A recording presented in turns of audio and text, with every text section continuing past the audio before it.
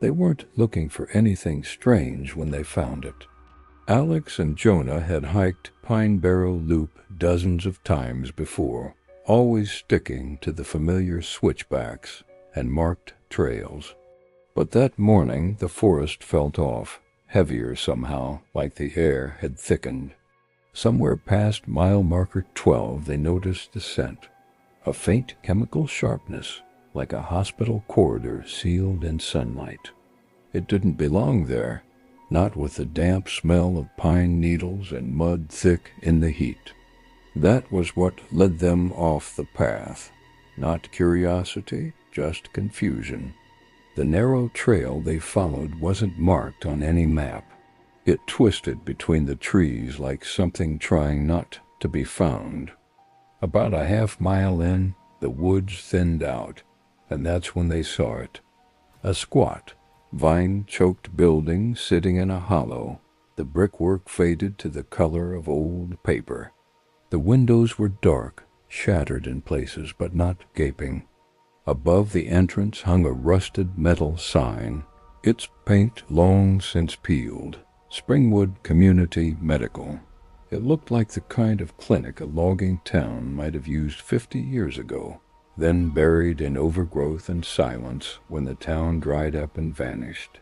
The strange part wasn't that it existed, backcountry was full of dead structures, but that it looked intact, not weather-beaten, not vandalized, just paused. Jonah said it first, "This isn't on any map I've seen." Alex shrugged, but he was already walking toward the door. Maybe no one cared enough to remember it. The front door opened too easily. No lock, no resistance, just a slow release of air from behind it, stale and cool. Inside, the clinic was dim but untouched. A row of plastic waiting room chairs sagged against the far wall, their vinyl cracked with age. Dust muted the colors on children's posters, hygiene tips, vaccination notices, cartoon lungs. There was no sign of rot, no animal nests, no graffiti. The silence was thick, and the air smelled faintly antiseptic, as if some low-grade sterilization process had never shut off. That was when Alex noticed a hum, faint but constant. He stepped behind the reception desk, and there it was, an old CRT monitor, still powered on, its greenish glow casting strange shadows through the dust. The screen displayed a single phrase in blocky text, "Patient intake pending, room 3. He stared for a moment, heart ticking faster. This place has power. Jonah leaned over the counter, frowning. There's no grid out here, no poles. Nothing. Alex didn't answer. He was staring at the screen again. The text had changed. Alex Hunt check-in complete. He took a step back. I didn't touch anything. A soft electronic chime sounded overhead. Not loud, but enough to set his nerves buzzing. Then came the distant sound of a door unlocking, a mechanical click reverberating down a hallway they hadn't entered yet. The corridor ran deeper into the clinic, dim floor-level lights flickering weakly along the edges. Something about the geometry of it felt wrong, too narrow, too long, oppressive. Jonah backed away toward the exit. We're not staying. I don't like this. But when he pulled the front door open, it wasn't the forest outside anymore. Just dense, lightless black, as if the world beyond had been erased. Wind no longer moved through the trees. There were no sounds of insects, no smell of pine. Just cold, sealed stillness. Alex turned slowly, every hair on his neck rising. The emergency lights in the hallway pulsed again. Red, then white, then red again. And somewhere deep in that corridor, past the door marked room 3, something moved. It didn't make a sound. They didn't speak as they moved deeper into the hallway. Words felt brittle now, like if they said too much out loud, something might respond. The corridor was lined with closed doors on either side, each labeled in peeling metal letters. Exam 1, storage, imaging. Alex's flashlight swept across framed certificates and faded health charts. The deeper they went, the more the air changed. It wasn't just colder now, it felt filtered, pressurized, like a place not open to the outside world anymore, but sustained by something internal and clinical. Room 3 was near the end of the hall. Its door stood open a crack, revealing soft fluorescent light from within. Alex slowed as they approached, noticing scuff marks on the linoleum outside the threshold, as if a gurney had been wheeled back and forth again and again. Something buzzed faintly behind the door, steady and mechanical. Inside, the room looked freshly prepared. White sheets pulled tight across the exam bed. Medical instruments neatly arranged on a tray. A rolling monitor still active, its display showing a blank patient chart, vitals absent but space reserved. And next to the monitor, a clipboard hung on a wall hook. Jonah picked it up, flipping through the pages, then stopped. "It's you," he said, voice low. Alex took the clipboard and stared. His full name was typed neatly at the top of the intake form. His birthday, blood type, a short medical history, nothing major, but accurate. Sprained wrist from a high school bike accident. A faint heart murmur noted at age 13. All details he'd never written anywhere but one small clinic in his hometown.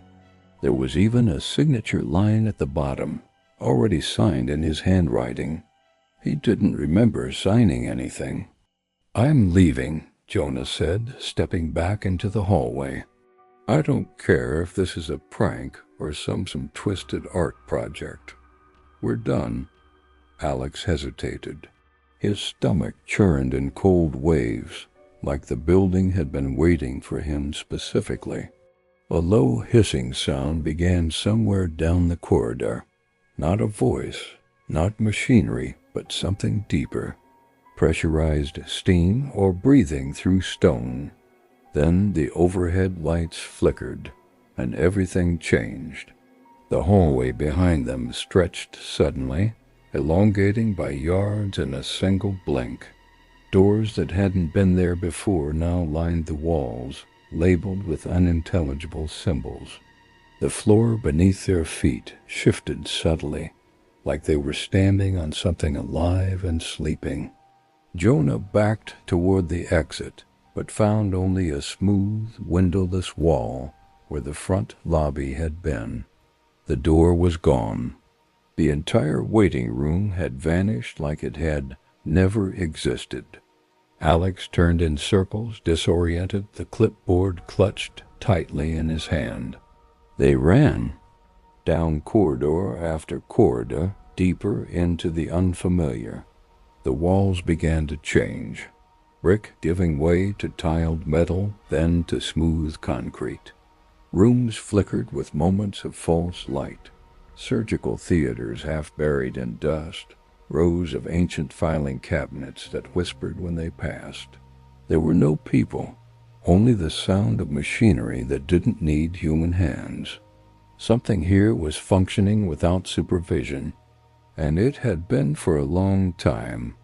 Eventually they reached a stairwell that led down into darkness. Jonah hesitated only a moment before starting. It has to go somewhere. Alex followed, though part of him already knew there was no getting back out the way they came. The stairwell led them deeper than it should have. Steps kept descending without architectural logic, more than 5 floors, maybe 10. The walls grew smoother, shinier, as if polished by something passing frequently. There were no lights, but they could see, not clearly, not with their eyes exactly. but the way you can feel his shape just before your hand touches it in the dark. When they reached the bottom, they stood before a metal door marked simply, "Operating in black stencil." Beneath it, faint rust-colored streaks ran from the threshold toward a nearby drain. Jonah reached out to touch the door, but it opened on its own, silent and smooth. Inside, the room was blindingly white. Walls, ceiling, floor, all too clean, too sterile, like it had never been used and yet had never stopped being used. A gurney stood at the center under a surgical light, its thin mattress bare. Robotic arms extended from the ceiling, tipped with instruments Alex didn't recognize. On the far wall, a bank of monitors showed static, interrupted by flashes of medical charts, not files, but live feeds of vitals. One of them bore Alex's name, his pulse, his breathing rate, his blood oxygen. All accurate. All now. Jonah turned to say something, but the room swallowed his voice. His mouth moved, frantic, but no sound emerged. Then one of the overhead arms twitched, flexed, and turned toward him. A soft hydraulic whine began to build, steady and focused. He ran. Alex tried to follow, but something held him in place. Not a physical restraint, but a weight.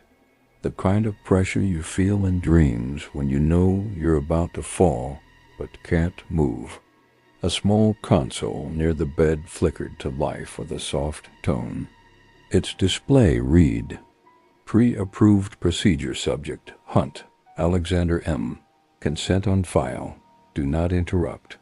Alex's legs gave out and he slumped to the floor, eyes locked on the screen. He remembered now, not a specific moment, but a feeling, like something inside him had always known this place existed. Like his body had been tagged years ago by something that didn't exist on any map, something that waited until he wandered close enough to claim what was promised. Behind him, the walls shifted. What had been sterile white now flickered between images, a school nurse's office, a childhood aid visit, a forgotten vaccination clinic. Always places where he'd been vulnerable, observed, touched by gloved hands and bright lights. They'd all led to here. Somewhere above, he heard Jonah screaming. Or maybe not.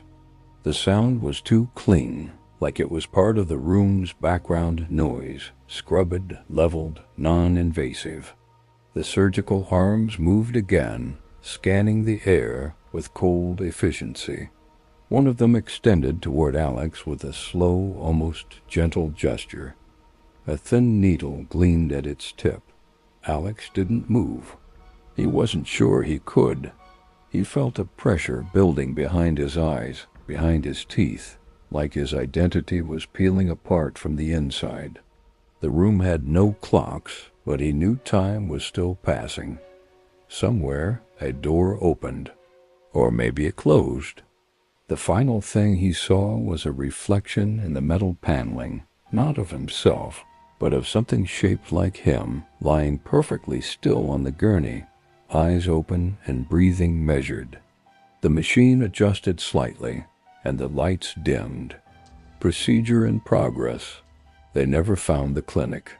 Search teams followed the GPS tracker on Jonah's phone to the forest's edge, but no structure existed beyond the recorded trail.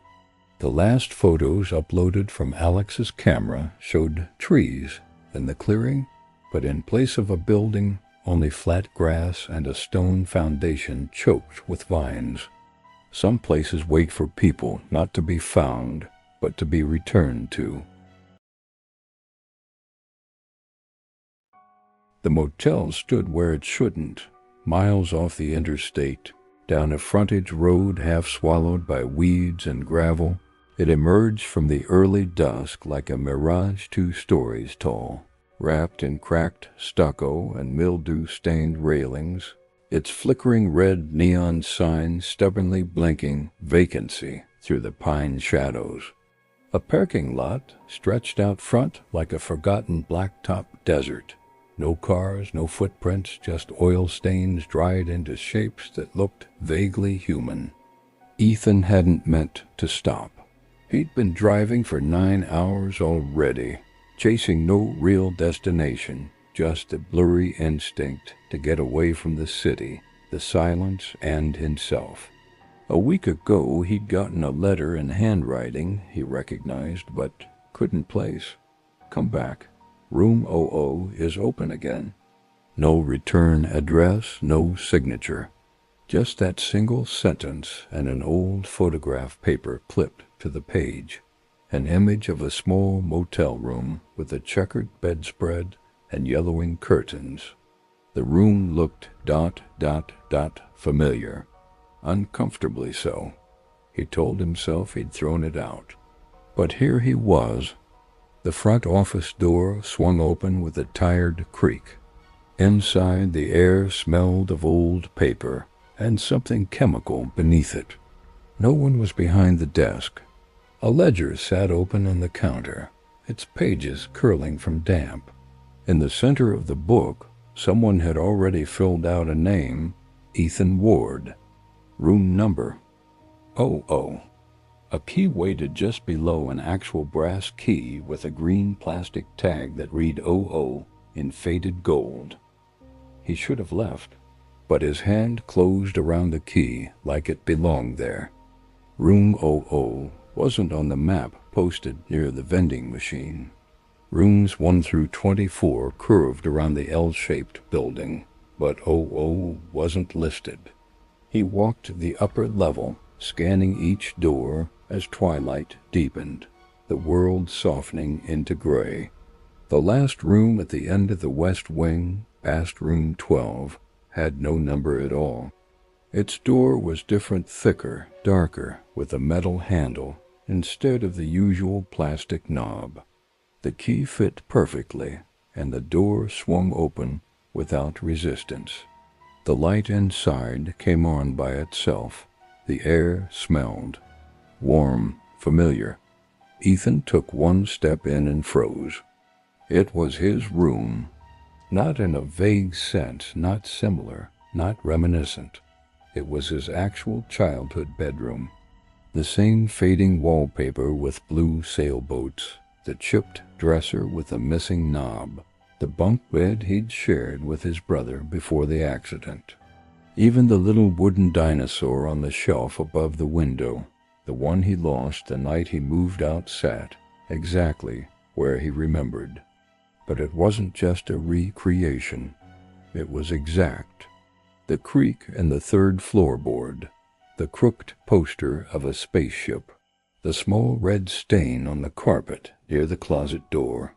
Every detail was locked in time, as though the motel had somehow peeled the room from the past and preserved it like an exhibit behind glass.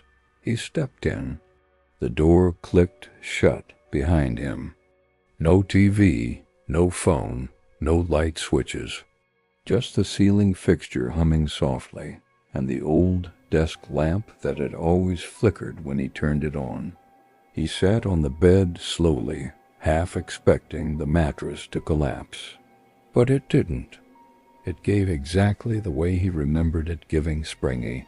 Uneven, the right corner sagging a bit more than the left. He laughed nervously. A deep wave of déjà vu washed over him. Not just memory, but a feeling that he had never left. That perhaps he'd only imagined the last 20 years, the apartments, the jobs, the loneliness, none of it real. Only this room, this bed, this impossible place tucked behind a motel that shouldn't exist. The closet door stood ajar.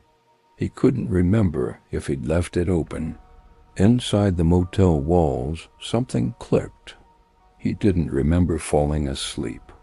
One moment he was sitting on the bed, staring at the closet door, and the next, the room was darker, as if the single ceiling light had dimmed with the weight of passing hours. But the digital clock on the nightstand still read 10:38, the same as when he'd first entered. Ethan rubbed his eyes, unsettled by the silence pressing in from the walls. He wasn't used to this kind of quiet, not modern quiet, muffled by insulation or white noise, but old quiet, the kind that rang in the ears. The lamp still flickered. The closet still stood open.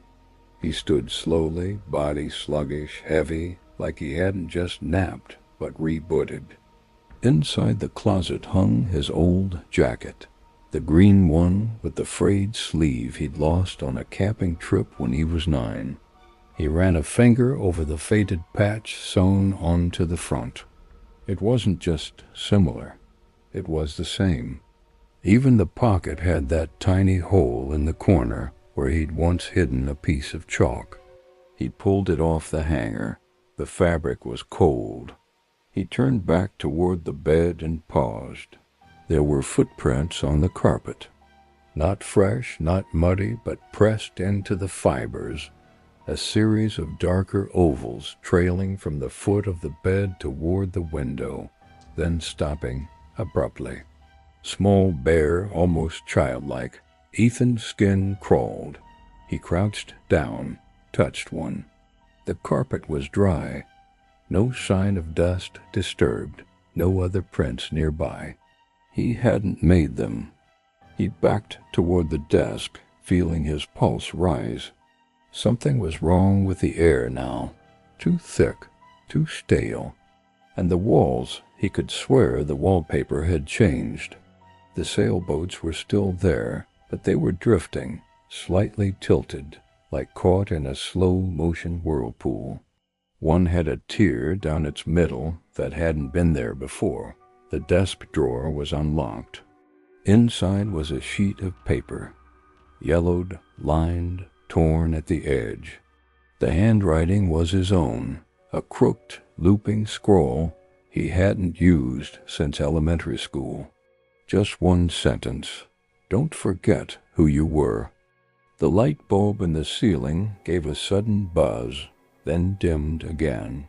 Ethan stood frozen. His thoughts were unraveling. The air felt like it was closing around him, trapping him in a version of himself he no longer remembered being. He walked to the window and pulled the curtains back. There was no parking lot outside, no highway, no pine trees, just a wall. A blank, concrete wall stretching in both directions and upward into nothingness. He stepped back, heart pounding. His breathing came in shallow bursts now, as the room seemed to lean toward him, subtly, hungrily. The ceiling hung lower than before. The closet door had shut on its own.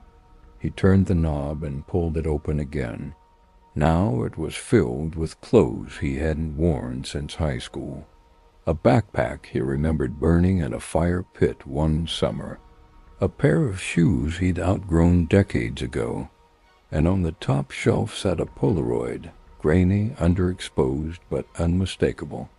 A photo of him sitting on this bed. He turned it over. Written on the back, Room O. Check in again soon. The air whined, not sound, but pressure.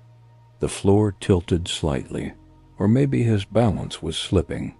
He rushed to the door and pulled it open, expecting the hallway.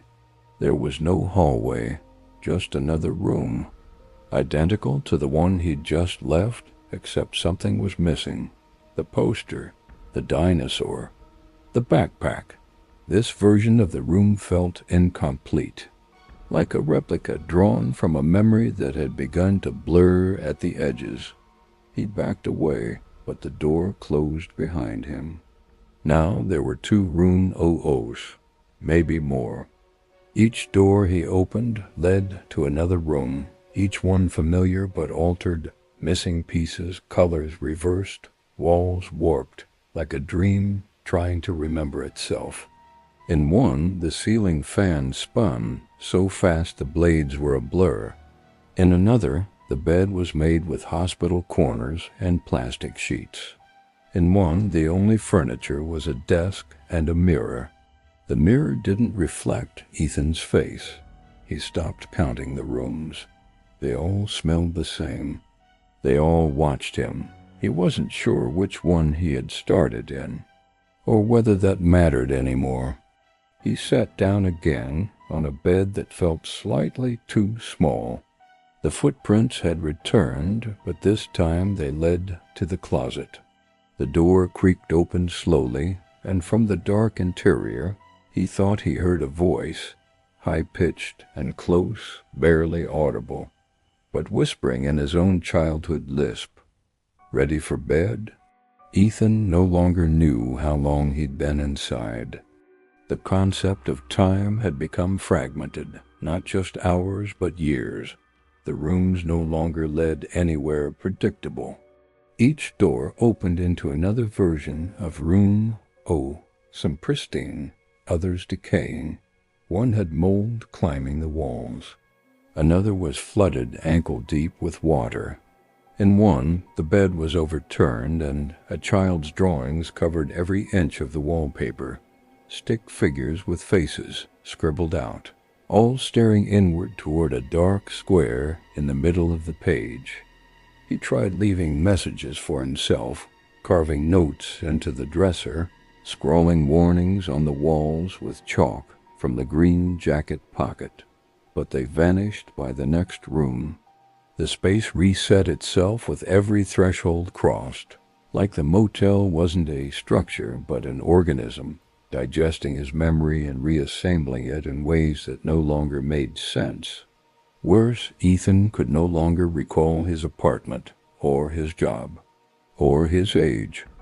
He found another photo under a pillow. It showed him standing in room 00 again, but now he wasn't alone. A second figure stood just behind him, partially hidden by shadow, tall and distorted, its arms impossibly long, the face a blur of static. The photo was dated July 12, 1997, the day his brother disappeared. But he hadn't thought about that in years, hadn't even remembered it until now. The room was giving his memories back to him in pieces, but rearranged, reframed, infected. Every time he tried to recall something, he felt as if he were remembering someone else's life. He no longer trusted his reflection. It came back wrong, slightly delayed, blinking out of sync, or sometimes staring even when he turned away. Eventually, he stopped opening doors. There was no outside to return to. The hallway no longer connected to anything real. The motel had swallowed itself or him, folding in like a maze of forgotten moments.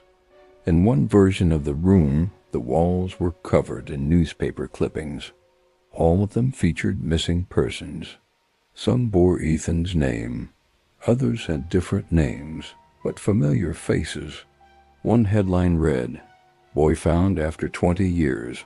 I never left the room." Another simply said, "No record of check-in, but room still occupied." Ethan sat on the bed, staring at the closet. It had been creaking open and closed every few minutes, as if breathing. The little wooden dinosaur now sat on the floor. Its head was broken off. He hadn't touched it. He began to understand then. The room wasn't haunted in the way he'd feared. It wasn't inhabited by something else. It was him. Or rather, it was everything he'd ever tried to forget, constructed like wallpaper over plaster, layered with regret and memory and erasure. The motel hadn't created room O. He had. It had been waiting somewhere beneath his conscious life, like a mold growing in the walls of his mind. The letter, the photograph, those were just bait. Invitations back to the only place that still remembered him completely. The air grew dense. The closet opened one last time. Inside there was a chair now, small, wooden, the kind his father used to sit in when reading at night. A reel-to-reel tape player sat on the seat, humming quietly. A voice played, broken and looping. "You are safe. You were never born. You never left. You are home." He backed away, but the room didn't let him move far. The walls shifted inward. The floor grew soft beneath his feet. His vision tunneled. When he blinked, he was a child again. The bed was higher now, the corners sharp. The carpet scraped his knees. The sailboats on the wall no longer drifted.